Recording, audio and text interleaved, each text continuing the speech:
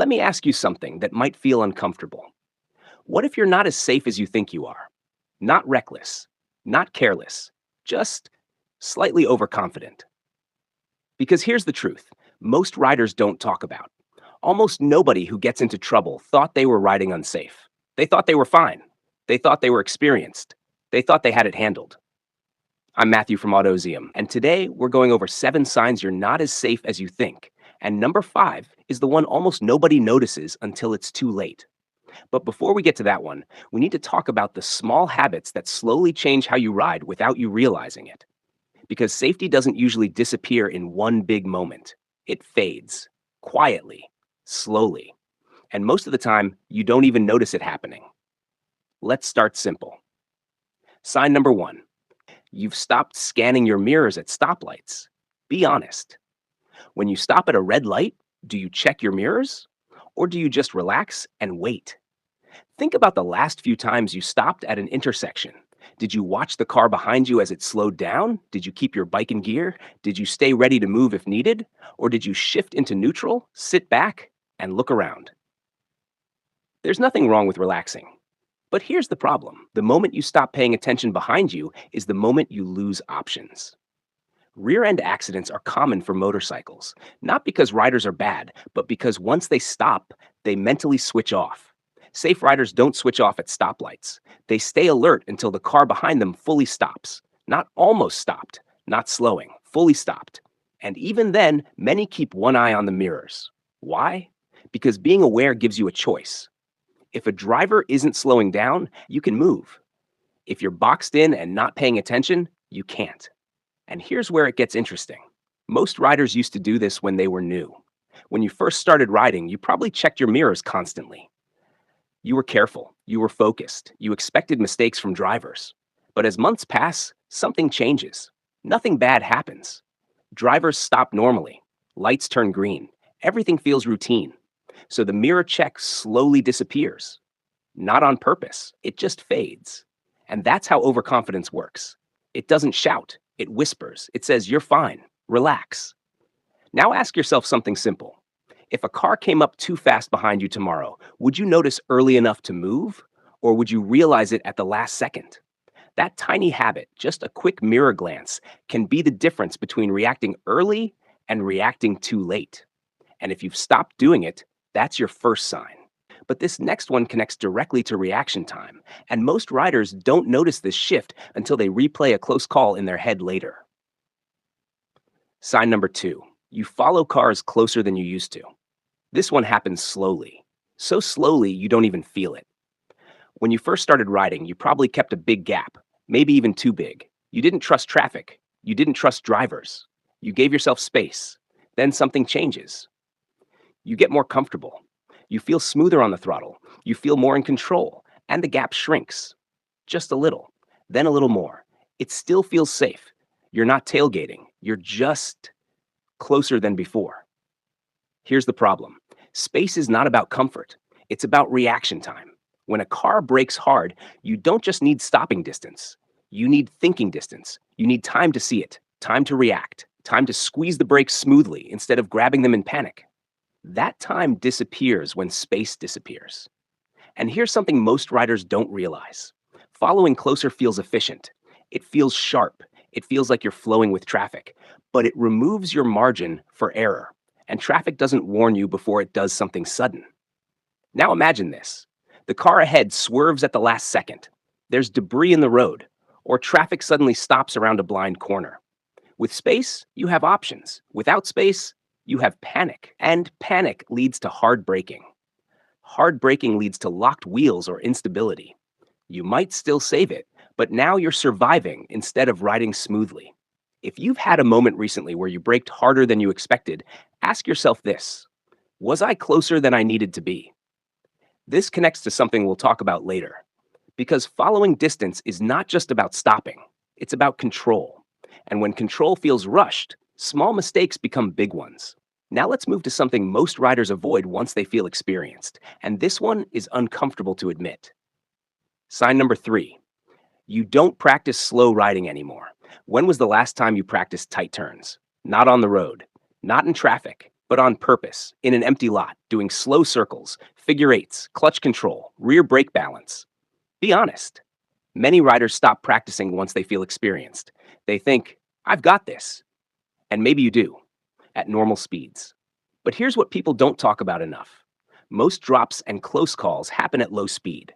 Parking lots, U-turns, tight turns, slow traffic. That's where balance matters most. That's where clutch control matters most. And that's where rusty skills show up. Slow riding takes patience, it takes fine control, and it takes regular practice to stay sharp. If you avoid practicing because it feels boring, or because you think you've moved past it, that's a quiet sign. Skill fades without repetition, even if you ride daily. High speed riding doesn't sharpen low speed control. They're different skills. And here's something important. When you stop practicing slow riding, you stop testing your balance limits. You stop exploring how your bike feels at the edge of tight control. So when a tight situation appears unexpectedly, your body reacts late, or stiff, or unsure. And that stiffness travels through the bike. Now think about your last slow U-turn. Did it feel smooth or slightly tense? Did you feel relaxed? Or did you feel like you just made it? Those small feelings tell you something.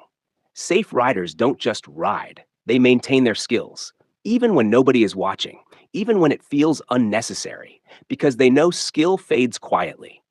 And here's the part most people miss.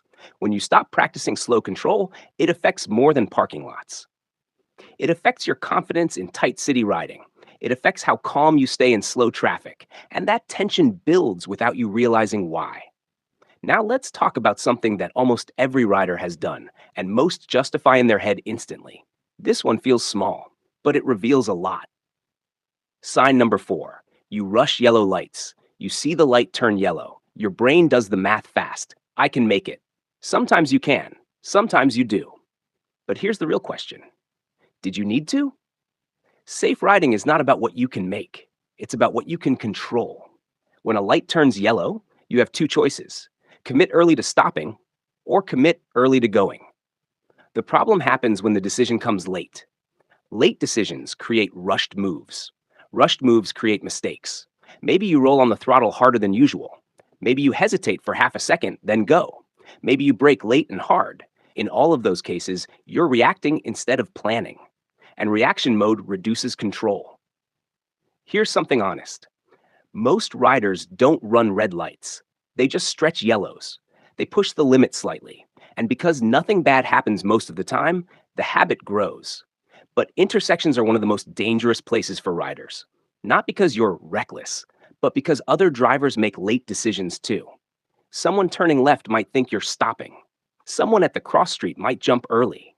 And now your I can make it moment turns into something else.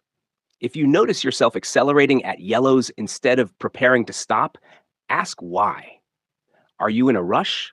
Are you trying to keep momentum? Or are you just used to pushing it slightly? Small choices reveal bigger patterns. And that pattern connects directly to something coming up in the next part. Something that doesn't look like a riding mistake at all, but quietly changes how you make decisions. Before we continue, take a second and think. Out of the first 4 signs, which one felt the most familiar? Mirror checks, following distance, slow practice, rushing yellows. If even one of them made you pause, that's important. Because what we're about to cover now is harder to spot. These next 3 signs don't look like riding mistakes. They look normal, they feel normal, and that's exactly why they're dangerous. Let's move into the one I told you about earlier, the one almost nobody notices until it's already affecting how they ride. Sign number 5, you feel annoyed when cars slow you down. This one doesn't sound serious at first. It sounds emotional, small, harmless.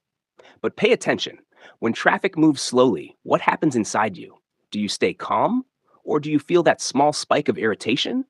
Maybe you don't show it. Maybe you don't even say anything. But inside you feel it. They're too slow. Why are they braking? Just go. That irritation changes how you ride, and the dangerous part is you don't notice the shift. When you're annoyed, you close gaps slightly. You pass a little quicker.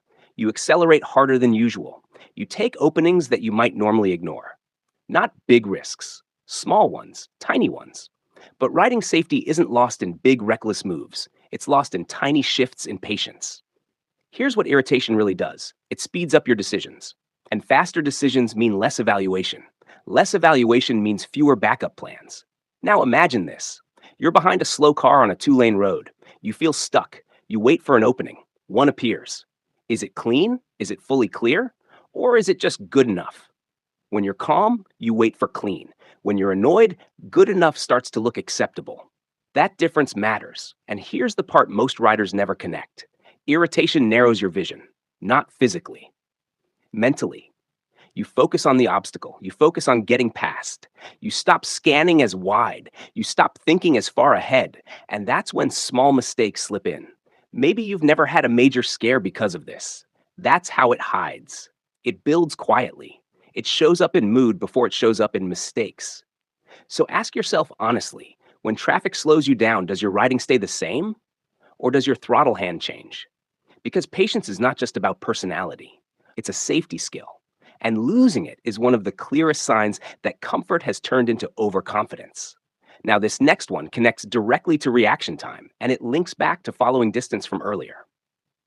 Sign number 6: you assume drivers see you. You signal. You're in your lane. Your headlight is on. You expect drivers to notice you, and most of the time, they do. But safe riders don't rely on being seen. They rely on having options. Here's where overconfidence creeps in.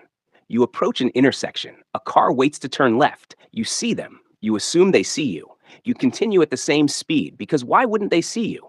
You're right there. But assumption removes preparation. If you truly assume they see you, you don't cover the brake as early. You don't adjust your lane position. You don't roll off the throttle slightly. You just continue. And if they pull out, now you're reacting late. Safe riders don't trust eye contact. They don't trust signals. They don't trust lane position alone. They think in terms of what if they don't. That question keeps your backup plan ready. Here's something simple. The moment you think, they see me, ask yourself instead, what if they don't? That small shift changes everything. It changes speed. It changes spacing. It changes readiness. And this connects directly to following distance earlier. If you follow closely and assume visibility, you remove two safety layers at once: less space, less preparation.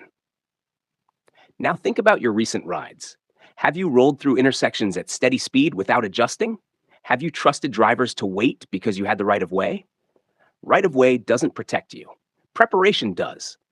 The most common crash types for riders often involve other vehicles turning or pulling out, not because riders are reckless, but because they expect to be seen. Over time, when nothing bad happens, that expectation becomes normal. Normal feels safe. But safe riding isn't built on expectation. It's built on readiness. And here's where it gets subtle. The longer you ride without incidents, the stronger that expectation becomes, which leads directly into the final sign. And this one surprises most riders when they first hear it. Sign number 7: you haven't had a scare in a while, so you feel relaxed. This sounds like a good thing. No close calls, no hard braking, no sudden swerves, just smooth riding. That feels like growth. And sometimes it is, but sometimes it's something else. Long stretches without incidents can build quiet overconfidence. You stop thinking about what could go wrong. You stop scanning as actively. You stop mentally rehearsing what if situations. Because nothing has challenged you lately. Your brain starts to believe your current level of attention is enough. And maybe it is, until conditions change, weather changes, traffic changes, a distracted driver appears. And here's the hard truth: preparation fades when it isn't tested. When was the last time you actively thought about escape routes at every stoplight? When was the last time you asked, if this car moves, where do I go? If it's been a while, that doesn't mean you're unsafe. It means comfort has replaced alertness. The most dangerous part of overconfidence is that it feels calm, it feels smooth, it feels earned. You think, I've got this, and most days you do. But riding isn't about most days, it's about the unexpected day. The day something changes without warning. If you haven't had a scare in a long time, ask yourself, am I prepared because I'm skilled, or am I relaxed because I've been lucky? That question matters. Because safety doesn't disappear in one dramatic mistake. It fades in small habits. Less mirror checks, less space, less patience, less preparation, less practice. Individually, each one seems minor. Together, they lower your margin. And riding is all about margin. Margin gives you time. Time gives you options. Options give you control. Take away margin, and you rely on reflex instead of strategy. Now let's bring everything together clearly. If you recognized one sign, adjust it. If you recognized two, pay attention. If you recognize three or more, it's time to reset your habits. Not with fear, not with stress, but with awareness. Real safety isn't about riding scared, it's about riding aware. It's about keeping the habits you had when you were new, the alertness, the space, the patience, even after you gain experience. Experience should add calm, it shouldn't remove caution. So here's something simple you can do starting today. At your next stoplight, check your mirrors until the car behind you stops. On your next ride, add 1 extra second of following distance. At the next yellow, decide early instead of late. In traffic, notice your mood, and at every intersection ask, what if they don't see me? Small resets rebuild margin fast, and margin rebuilds safety. None of these signs mean you're a bad rider. They mean you're human. They mean comfort has quietly replaced sharpness in small ways. The good news? You can sharpen it again just as quietly.